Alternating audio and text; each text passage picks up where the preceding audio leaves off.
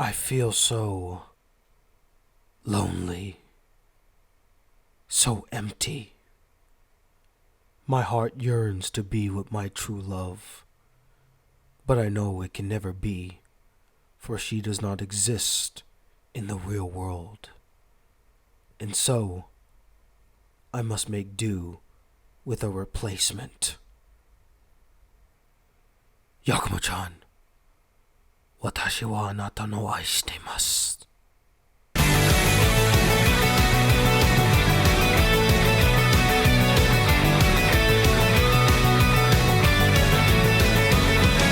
Hey guys, the Black Critic Guy back with a brand new anime review that has nothing to do with Ghost in the Shell. I bet you're all really happy to hear that. And today I'll be reviewing the anime Scum's Wish. So Scum's Wish tells the story of two high schoolers. Hana, who's in love with her older childhood friend turned homeroom teacher Kanai, who she strangely calls Oni-chan because I guess they're really close with each other, and Mugi, who's in love with his former tutor turned music teacher Akane, as they start a fake relationship with each other to satisfy the loneliness they feel from their unrequited loves, both emotionally and sexually. And from here, the heavy emotional roller coaster ride begins. Now technically, this anime wasn't requested to me. Instead, I chose to watch it on my own volition after hearing my good friend here on YouTube and future husband, Ku Cullen, praise this anime out the wazoo. He would constantly be talking about how great of an anime Scum's Wish is. He would always post pictures of it on his Twitter, and the pictures looked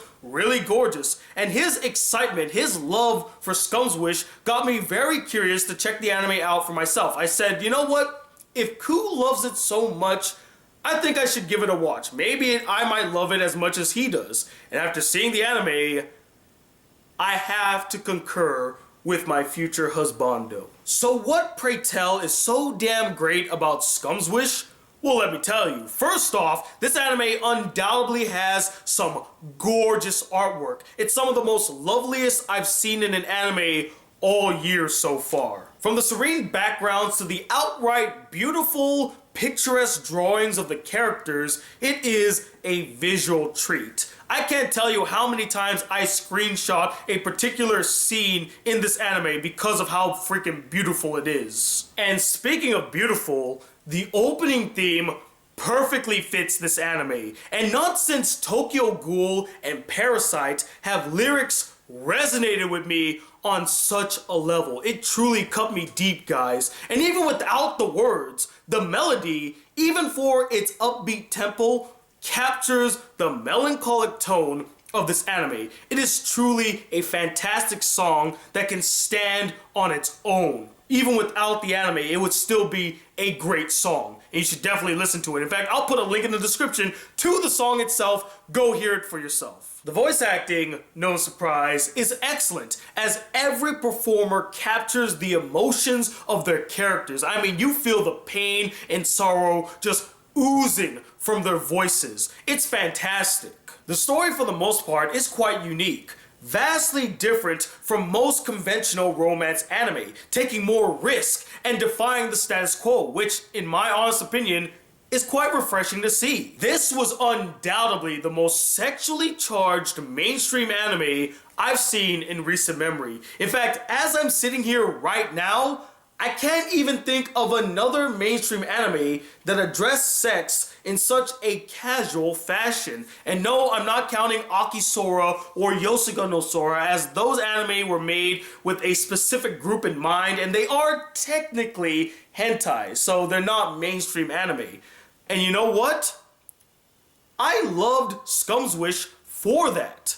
And yeah, I hear you all calling me a perv for liking teens having sex, but it's not honestly about that. Yes, it's nice fan service and all, but there was actually a point to all of the sexual acts that occur in this anime, and there was a ton of emotions involved in it as well. And it's so nice to see a mainstream romance anime that is very open to sex and handles it in a very respectable and mature manner, instead of having to resort to the typical characters act awkward or get flustered when somebody brings up sex style that we have seen in millions of romance anime before.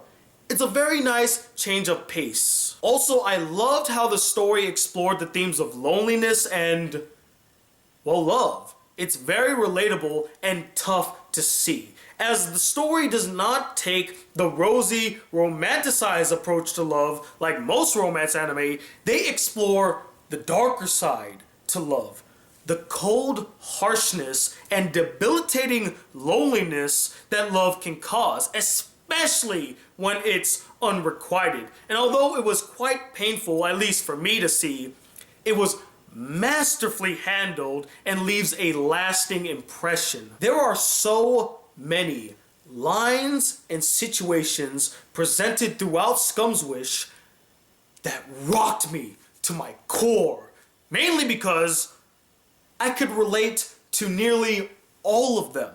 I have been in situations like these before, and I have said lines that the characters say in this anime to other people in my life. Like the fear of confessing one's feelings and the anxiety of how they'll respond. The emptiness one feels when your love is not reciprocated, and the action of pushing the ones you like away because it's just too tough to be around them. It's too tough to see them on a daily basis. And although I wouldn't go so far to say that this anime is realistic, I will say that many of the scenarios and things that happen in the anime, in the story, are extremely relatable, especially to me. And lastly, the story has a very satisfying conclusion that, once again, is rarely seen in most modern day romance anime.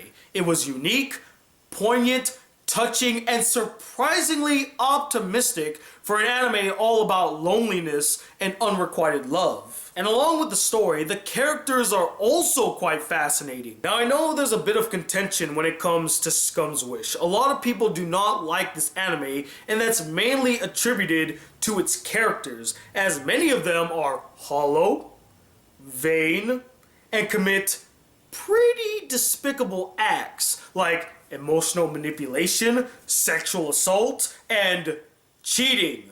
And if you hate the anime for those reasons, I honestly can't blame you for that, as that's exactly what these characters do in the anime. But I would oblige you to take a much more closer, more critical look at the creator's intent with these characters. As much like School Days before it, these characters were purposely made to be reprehensible.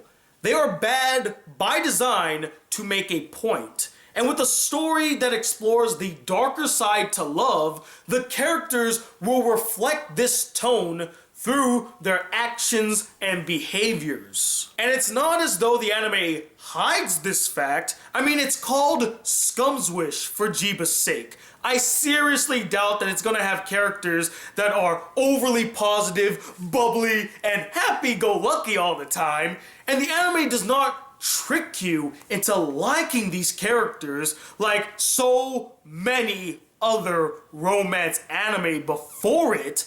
It instead challenges you to understand where these characters are coming from and empathize with their plights.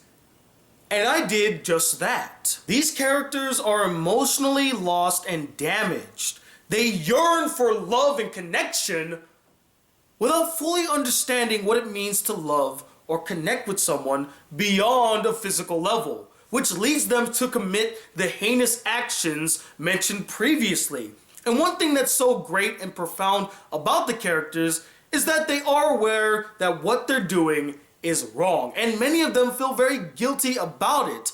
And that right there shows the depth that resides in them and the internal conflicts that they face on a daily basis, trying to express their emotions but can't seem to really bring it out or to do it in a very calm fashion. They just don't understand themselves, so how could they understand other people and really form really convincing relationships, really strong bonds with them? That right there makes for a very compelling three-dimensional character. And another great thing is that all the characters have fully realized and fleshed out character arcs. We see them grow throughout the anime and change and become better people. The best character arc, in my personal opinion, and I know this is going to be a very controversial statement, was Akane. Now, I can't really go into specifics as to how she grows as a character without giving away spoilers, but she is without question the most interesting, the most fascinating character in the entire anime, and her character arc was so well done, and I completely bought it. Now, as much as I really enjoy this anime, I do have a couple issues with it.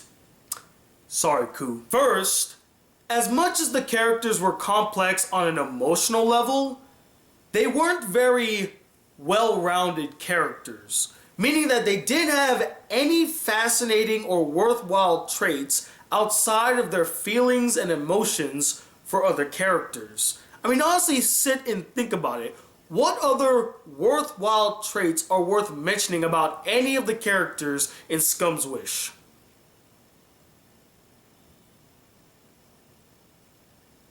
Not much, huh? I could only think of two characters in the entire anime that actually showed other traits outside of their feelings and emotions for other characters. And that was Akane and Mocha. They had other traits to them that I found very fascinating that didn't resort to their feelings for characters. Although Mocha is a bit of a blurred line because a lot of her traits outside of emotions do sort of tie back into her feelings for Mugi, but again, it's a very blurred line right there.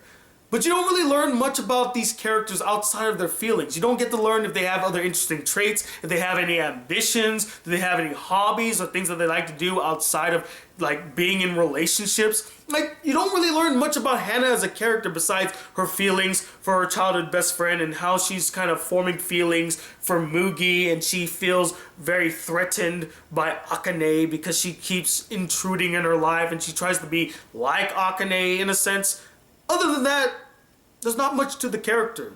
We don't learn whether she's into sports or she's an artist, what her passions are, what her ambitions are. It's just mainly, I need to find love. I want to be with this one person. If there's one praise I could give other romance anime, is that they do a great job at making their characters well-rounded and exploring other facets to their lives besides the romance aspect. Here in Scum's Wish, they put a heavy emphasis on the romance aspects of the characters, their feelings, their emotions, and that's totally fine. That is kind of the point of Scum's Wish, but it doesn't make for very well-rounded characters. You feel like there's a piece of them or many parts of them just missing that they failed to explore. And again, tying back into the characters, they don't really form any meaningful or believable bonds with other characters. And yes, before any of you type it in the comments, I am very well aware that that is the point. They don't know how to form genuine bonds with each other. They just think that if they get physical, that's a sort of relationship. That will help them form a stronger bond, which isn't the case. I understand that is the point of the anime. But by the end, you're supposed to buy that some of them grew closer to each other or that they're actually friends. The biggest offender of this is with Hana and Sane. I believe that's how you say her name. She's the girl that has feelings for Hana, and they form this physical relationship throughout the entire anime. But before they even formed that physical relationship, they said that these two were supposedly best friends. In fact, Hana stated that she might be her only friend that she had.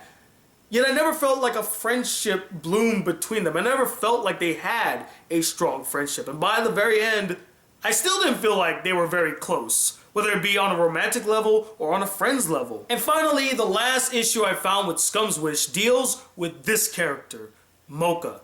Now don't get me wrong, she's not a bad, poorly done character. It's just that when you actually think about her character and her relevancy to the entire plot of Scum's Wish, she's very superficial. She's not necessary for the story. If you were to take her out, the story would not change whatsoever. It would continue on as it is. As she doesn't have much of an impact to the story and to other characters besides Mugi and a little bit of Hana. But Hana doesn't even seem to be very bothered with her, and she doesn't really show up that much in the anime. She just kind of feels like this side story that's just added in because we wanted to add another love interest for Mugi and to throw in more sex scenes with the characters. Other than that, I can't really think of what purpose her character served. Does she have a good character arc? Yeah. Did it add much to the story in anime?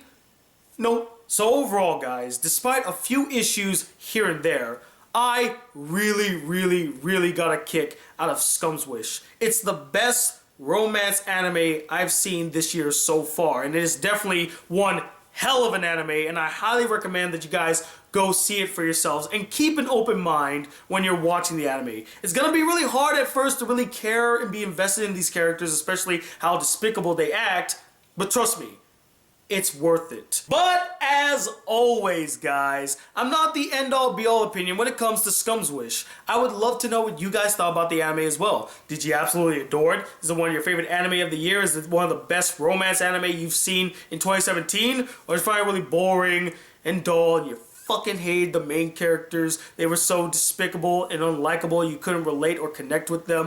And let me know, what are some despicable characters you've seen in anime that you hated it at first, but once you started seeing them for what they are, you grew to kind of understand and like them? Comment below, let me know. Stay tuned, more videos are on their way as promised. And as always, guys, if you would like to support the Black Critic Guy just a smidge more, why not donate to my Patreon account? There's a link in the description for that. And if you'd like to send me any fan letters, send it to this P.O. box right up here. And as always, if you'd like to see more videos on this channel, be a part of the Black Critic crew, please hit that subscribe button below, like this video if you really enjoyed it, and I'm Tony Watt II, the despicable lover known as the Black Critic Guy. Till then, peace, YouTube!